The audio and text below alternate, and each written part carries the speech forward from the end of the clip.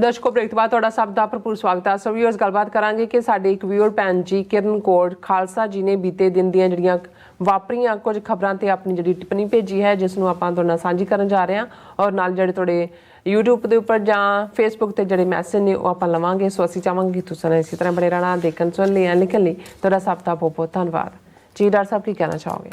देखो असीं उन्हां सारे व्यूअर्स का शुक्रिया अदा करते हैं जिहड़े साडे सारे सैगमेंट्स के थल्ले कामेंट दिंदे ने सुझाव दिंदे ने। कुछ तो कामेंट्स SOS@tv84.tv ते भी आते हैं। असीं जरूरी नहीं कि हर लिखत नूं पढ़ते हुए पब्लिक जिवें असीं डिस्कशन च लियाईए, लेकिन असीं अपने ज्ञान हित जरूर उसनूं पढ़ते भी हैं और फिर साडी कोशिश हुंदी है भी बाकी सैगमेंट्स दे विच किते ना किते उसका जिक्र करिए।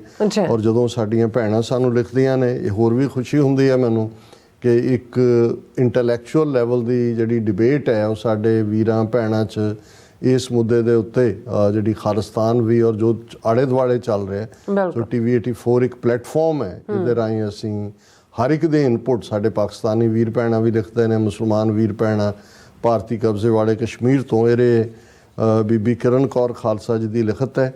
उन्होंने इनफैक्ट हाईलाइट तो 2-3 खबरों ही किया भी असीं उस दे उत्ते कामेंट करिए, पर मैं देख रहा भी वक्त बहुता कामेंट तो नहीं होएगा। मैं उन्होंने एनकरेज भी करना चाहता है कि वो लिखण और उन्होंने मैं लिखत ही साझी कर देने और उन्होंने फतेह बुला के तुहानू भी और मैनू भी नीलम भैन उन्होंने कहा भैन जी I got encourage to sharing 2 important news both relating to RSS and my comments about Bhagwat doctor Jaishankar and Sanjay Dikshit इन्हां तिन्नां दे बारे। First is about the ban. Kerala High Court bans RSS. The ban was in place before too in the past and it got only reinforced and refreshed again.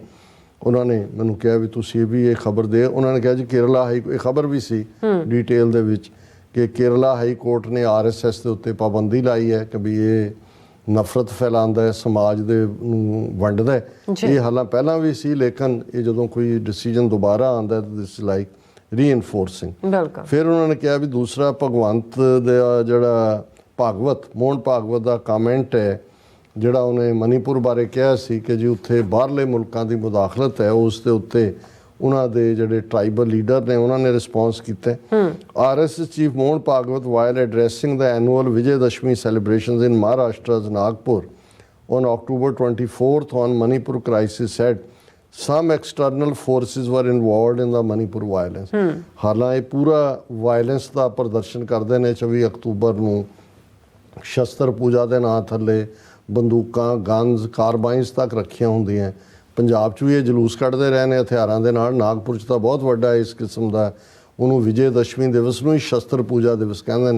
तो उदन मोहन भागवत ने वो address करता है जिन्होंने भारत के सरकारी चैनल भी लाइव वो स्पीच चला रहे होंगे ने। तो उन्हें कहा जी मणिपुर वाला जिहड़ा है ये तो बाहरले मुल्कां दी इस दे विच साजिश है। And in response to Bhagwat comments Manipur's tribal body indigenous tribal leaders forum senior spokesman Ginza Vualzong said that there were no clashes between majority Maitis and Kuki Zo tribals in all the years before BJP and Biren Singh government. उन्होंने कहा जी कदे भी इत्थे 3 उत्थे main कबीले ने माइटीज़ ने cookie ने और जो कबीला कि इन्हां दी सरकार बनने तो पहला इत्थे कदे भी कोई आपसी टकराव नहीं होया जां दूजा। फिर उन्होंने भैन जी ने कहा भी मेरे भागवत बारे कमेंट ने I wish before talking about Manipur Bhagwat would have had listen to a few fearless journalists in India who have heavily criticized RSS for being highly active in Manipur area since 1980s and the genocide of Christian Kuki tribe. A few fearless Indian journalists have reported roughly 2 months ago that last Kuki family was also moved to the camp. Therefore, it can safely be concluded that RSS has been able to grab the whole land in Manipur. उन्होंने भैन जी ने कहा भी काश ये मोहन भागवत ने ये देखा होए कि भाई किवें ये सारा जेनोसाइड चल रहा सी और उन्होंने ये सब इन्होंने पता है जी ये खुद ही कर रहे हैं। वो बेशक कुछ बेचारे जर्नलिस्ट जड़े बेबाक ढंग नाल कहण दी कोशिश करते हैं लेकिन इन्होंने तो कुकी ट्राइब खास तौर पर उसका सर्वनाश करना है क्योंकि वो ईसाईयत ने और फिर उन्होंने कहा after all RSS has 68,000 branches alone in India, 68,000 उन्होंने ਦੀਆਂ ब्रांचेस ने। फिर उन्होंने जयशंकर बारे उन्होंने कहा finally my comments about doctor S Jaishankar, when Nupur Sharma case of suspension happened, Jayashankar went underground and disappeared from the screens and gave no statement at all. He only came out later to say that we have good relations with Arab countries and we have convinced Muslims that steps have been taken. Modi ਨੇ ਤਾਂ ਕਿਹਾ ਸੀ Islamic countries ਲਵ ਮੀ, ਔਰ ਇਹ S ਜੈ ਹੁਣ ਵੀ ਆ ਜਦੋਂ ਦਾ Qatar ਮੁੱਦਾ ਹੋਇਆ ਐਸ ਜੈਸ਼ੰਕਰ ਬਿਲਕੁਲ ਗਾਇਬ ਹੈ। Now if you notice he has not given any statement about the Hamas-Israel conflict, though he is out and going peka about Canada. Canada ਬਾਰੇ ਤਾਂ ਕੁੱਤੂ ਕਰ ਰਹੇ ਹਨ, ਪੰਜਾਬੀ ਚ ਕਹਿਣਾ ਹੋਵੇ। Up until now he has always comes across as someone sitting on the fence and barking on the West. On the contrary, he goes silent about the Arabs. ਹੁਣ ਤਾਂ ਕਤਰ ਵਾਲਿਆਂ ਨੇ ਐਸਾ ਉਹਨਾਂ ਨੂੰ ਫੜਿਆ ਕਿ ਵੀ ਉਹ ਉੱਥੇ ਚੁੱਪ ਹੋ ਗਿਆ। ਵੈਸਟ ਬਾਰੇ ਵੀ ਹੁਣ ਅੱਜ ਕੱਲ੍ਹ ਉਹ ਨਜ਼ਰ ਹੀ ਨਹੀਂ ਆਉਂਦਾ ਹੈ ਕਿ ਵੀ ਉਹਨੇ ਕੀ। Very finally I think last week you said that India has changed the stance about Israel and Palestine because one officer reminded them that they get remuneration from the Gulf countries. Therefore, they thought to talk about Palestinian too. ਉਹਨਾਂ ਨੇ ਕਿਹਾ ਜੀ ਤੁਸੀਂ ਇਹ ਕਿਹਾ ਸੀ ਕਿ ਵੀ ਇਹ ਹੁਣ ਫਲਸਤੀਨੀਆਂ ਲਈ ਵੀ ਬੋਲਣ ਲੱਗ ਗਏ। ਉਹਨਾਂ ਨੇ ਕਿਹਾ ਜੀ ਇੱਕ ਨੇ ਇਹਨਾਂ ਨੂੰ ਯਾਦ ਦਹਾਨੀ ਕਰਵਾਈ ਕਿ ਆ ਜਿੰਨਾ ਤੁਹਾਡੀ ਫੋਰਨ ਐਕਸਚੇਂਜ ਆ ਰਿਹਾ ਹੈ ਗਲਫ ਕੰਟਰੀਜ਼ ਦੇ ਉਹ ਕੱਢ ਦੇਣੇ ਨੇ ਉਹਨਾਂ ਨੇ ਸਾਰੇ ਤੁਹਾਡੇ ਹਿੰਦੂ। Well this retired IAS Sanjay Dikshit whose day start with churning lies and lies said that bulldoze the entire Gaza and grow grapes etc. ਇਸ ਕਿਸਮ ਦੇ ਵੀ ਰੱਖੇ ਹੋਏ ਨੇ ਗੋਬਰ ਆਰੀਆ ਵੀ ਔਰ ਇਹ ਸੰਜੇ ਦੀਕਸ਼ਤ ਵੀ ਭੈਣ ਜੀ किरण कौर खालसा जी बहुत बहुत शुक्रिया जी। रसा हूँ आप अपने ਵੀਰਸ ਮੈਸੇਜ ਲੈਣ ਜਾ ਰਹੇ ਹਾਂ। ਸਭ ਦਾ ਬਹੁਤ ਬਹੁਤ ਸ਼ੁਕਰੀਆ ਅਦਾ ਕਰਦੇ ਹਾਂ। ਨਿਹੰਗ ਸਿੰਘ ਜੀ ਲਿਖਦੇ ਨੇ ਜਥੇਦਾਰ ਸਰਦਾਰ ਦਰਸ਼ਨ ਸਿੰਘ ਫਿਰਮਾਨ ਯੋਧਾ always will be remembered. And Rana Abid ji ਕਹਿੰਦੇ do not be a slave to others when Allah has created you free. And ਇਸੇ ਤਰ੍ਹਾਂ ਸਾਡੇ ਕੋਲ ਮੈਸੇਜ ਆਏਗਾ ਹਾਂਜੀ ਜਾਟ ਐਂਡ ਜਾਟ ਲਿਖਦੇ ਨੇ ਕਿ ਰਾ ਏਜੰਟਸ ਨੂੰ NATO countries European American African and Asian countries ਵਿੱਚ ਰਾ ਏਜੰਟ ਸੈੱਟ ਕਰ ਰਹੇ ਨੇ।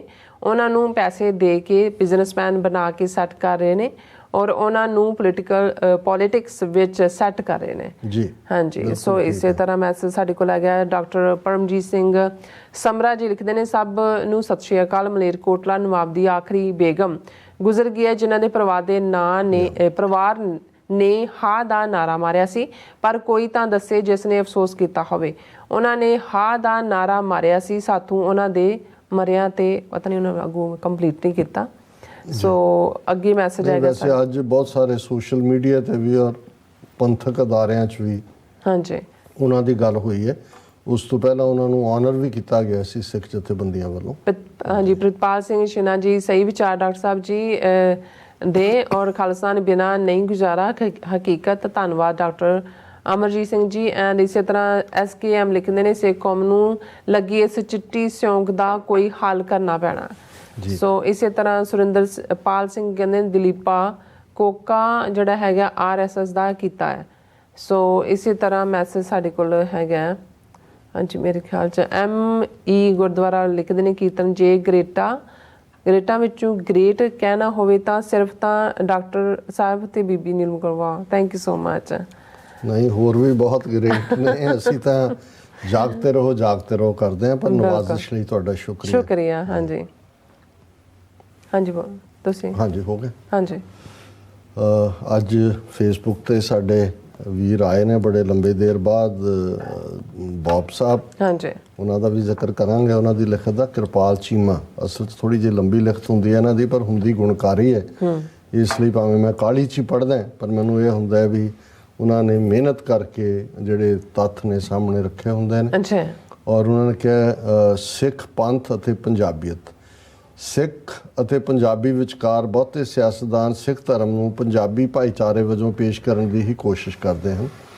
ਇਸ ਕਰਕੇ ਸਿੱਖ ਕੌਮ ਦੇ ਵਾਰਸਾਂ ਦੇ ਰੁਤਬਿਆਂ ਨੂੰ ਖਾਲਸਾ ਰਾਜ ਦੇ ਫੌਜੀ ਹੋਣ ਦੀ ਬਜਾਏ ਪੰਜਾਬੀ ਸੱਭਿਆਚਾਰ ਦੇ ਰੂਪ ਵਿੱਚ ਹਰਮੰਦਰ ਸਾਹਿਬ ਅੱਗੇ ਮੂਰਤੀਆਂ ਬਣਾ ਕੇ ਪੇਸ਼ ਕੀਤਾ ਗਿਆ ਪਰ ਕੌਮ ਨੇ ਪ੍ਰਵਾਨ ਨਹੀਂ ਕੀਤਾ।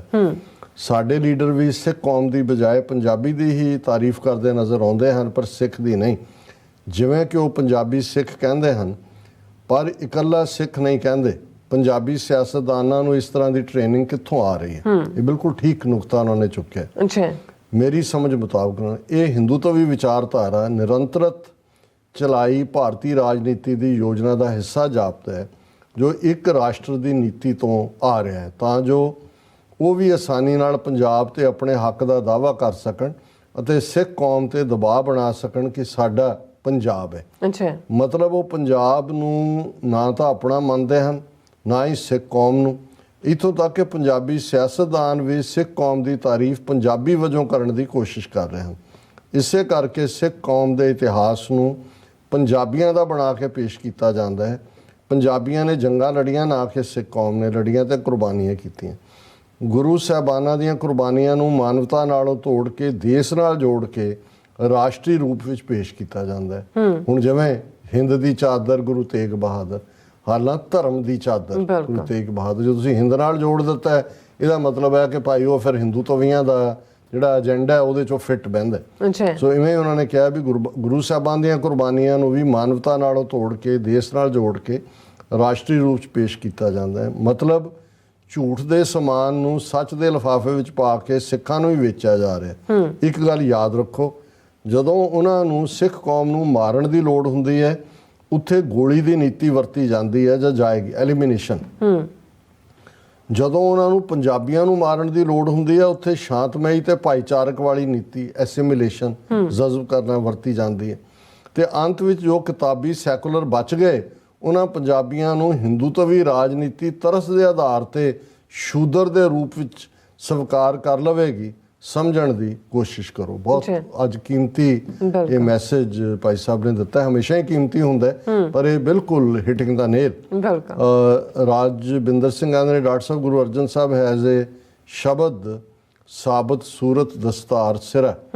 ਇਸ ਦੇ ਉੱਤੇ ਅਸੀਂ ਫਿਰ ਗੱਲ ਕਰਾਂਗੇ, ਕਿਉਂਕਿ ਅਸੀਂ ਕੋਈ ਇਹਨੂੰ RSS ਦੇ ਟੁੱਚੇ ਨੂੰ ਇਹ ਨਹੀਂ ਸੀ ਪ੍ਰੂਵ ਕਰਨਾ ਚਾਹੁੰਦੇ ਕਿ ਬਈ ਇਹ ਕਿਵੇਂ ਅਹਿਮੀਅਤ ਹੈ ਸਾਡੇ ਲਈ ਸਿੱਖੀ ਸਰੂਪ। ਅਸੀਂ ਤਾਂ ਕਿਉਂਕਿ ਜਦੋਂ ਜੇ ਤੁਸੀਂ ਕਿਸੇ ਸੀਰੀਅਸ ਡਿਬੇਟਰ ਨਾਲ ਗੱਲ ਕਰਦੇ ਹੋ, ਸਮਝ ਆ ਸਕਦੀ ਕੋਈ ਗੈਰ ਸਿੱਖ ਕਰੇ।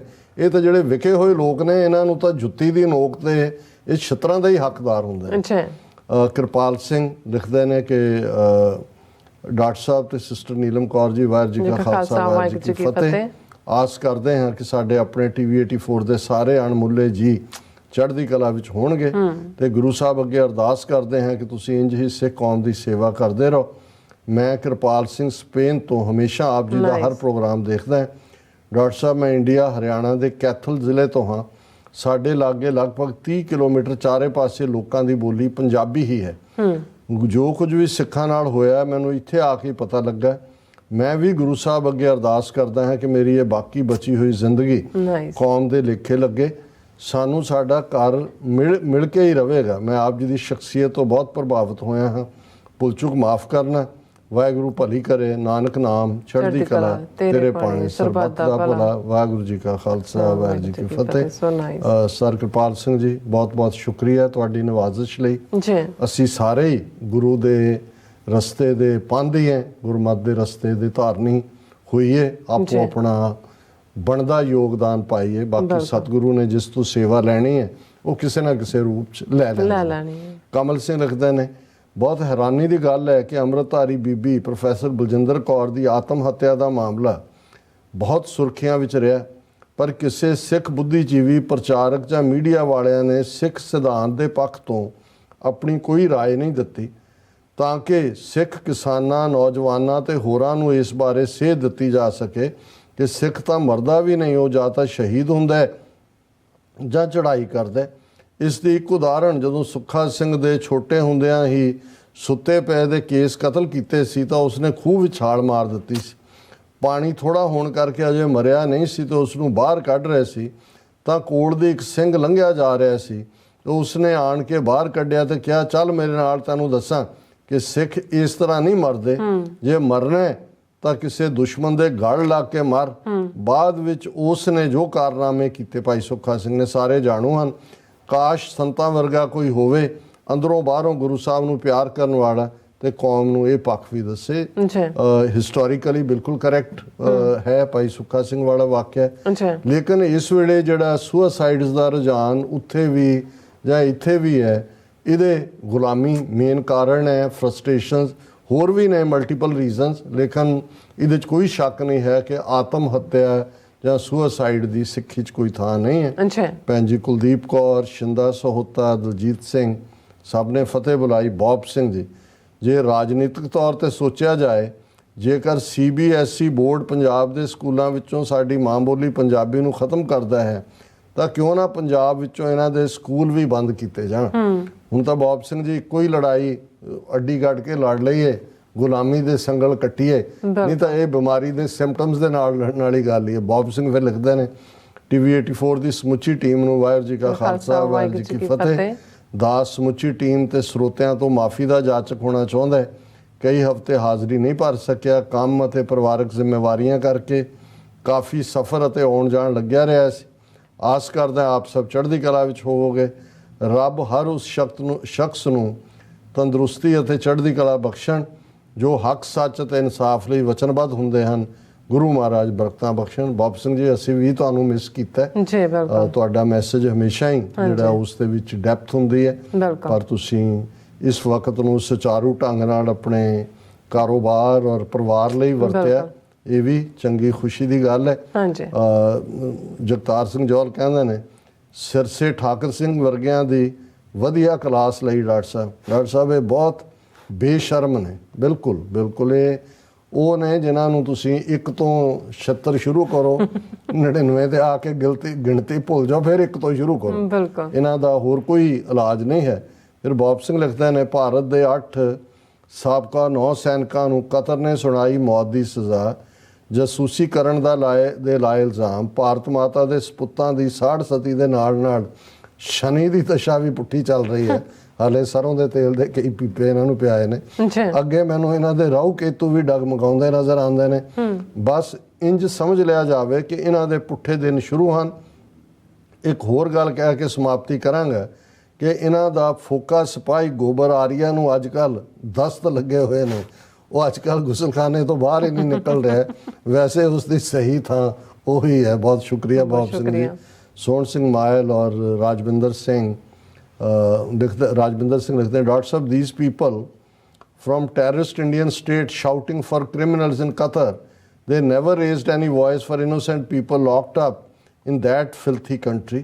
Indians believe in giving bali sacrifice. They should sacrifice those killers like Modi Shah and Doval to save their country. ਬਿਲਕੁਲ ਇਹਨਾਂ ਲਈ ਕੋਈ ਫਰਕ ਨਹੀਂ ਪੈਂਦਾ। ਇਹ ਤਾਂ ਲੋਕ ਲਾਸ਼ਾਂ ਗਿਣਦੇ ਨੇ, ਇਹ ਵੋਟਾਂ ਗਿਣਦੇ ਨੇ। ਦੀਪ ਸਿੰਘ ਕਹਿੰਦੇ ਨੇ, ਕੂਕੇ ਅੰਨੇ ਮਗਰ ਲੱਗੇ ਹਨ ਜਿਸ ਦਾ ਅੰਤ ਇੱਕ ਖੂਹ ਹੈ, ਇੱਕ ਖੂਹ ਹੀ ਹੈ ਜਿਹੜਾ। ਫਿਰ ਉਹਨਾਂ ਨੇ ਕਹਿੰਦੇ ਨੇ ਦੀਪ ਸਿੰਘ ਵੀ, ਪਹਿਲੇ ਤੋਂ ਇੰਗਲੈਂਡ ਇਕੱਲਾ ਸੀ, ਜਦੋਂ ਮੂਤ ਪੀਣੇ ਭਾਰਤ ਉੱਤੇ 200 ਸਾਲ ਰਾਜ ਕਰ ਗਿਆ, ਹੁਣ ਉਹੀ 5 ਆਈ ਦੇ ਨਾਮ ਹੇਠਾਂ ਮੂਤ ਪੀਣਿਆਂ ਦੀ 1000 ਸਾਲ ਚੀਕਾਂ ਕਢਾਏਗਾ।